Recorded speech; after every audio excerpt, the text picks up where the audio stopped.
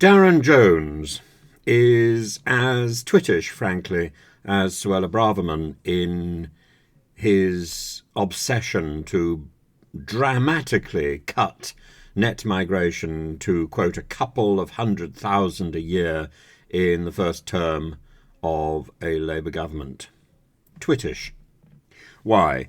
What Suella Braverman has done is to redraw the map of avenging, sneering hostility. She's redrawn the person to pin on the dartboard.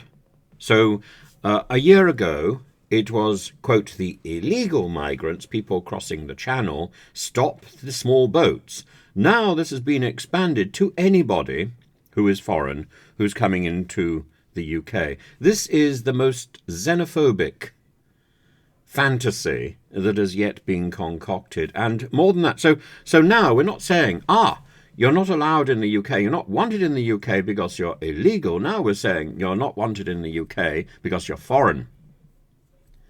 And the idea that migration levels are 3 times higher than they were before Brexit, before we got control of our borders, suggests, among other things, that there is madness. Well, the madness is partly there because of the failure to implement a version of Dublin 3, a failure of Lord Frost. It's also there because we haven't articulated what we're looking for, and because we are in desperation, because the NHS is collapsing in front of us, because we don't have enough foreign support. We don't have the sort of support that we had from Europe during the time of during the European heyday, when the NHS was pretty well propped up by European workers, and our systems are collapsing by the minute. Now, it depends how you analyse migration figures. Now we're analysing migration figures as anybody who is not British, and of course they've gone up dramatically. This is about a statistical calculation. It's not about reality.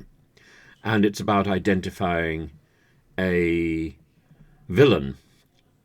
And again, it's not about reality. And for somebody in the Labour shadow cabinet to embrace the rhetoric and the stupidity of Suella Barverman suggests, frankly, that the entire political class needs a reboot, and what Suella Barverman would call a slap in the face.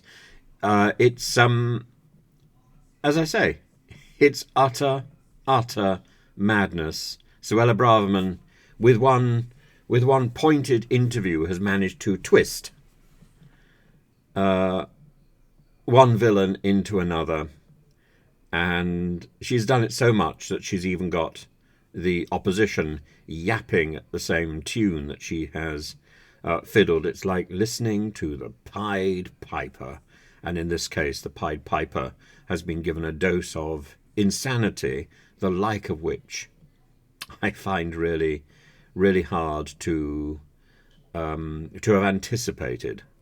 But yes, she's now free on our streets. Whistle and she'll come to you.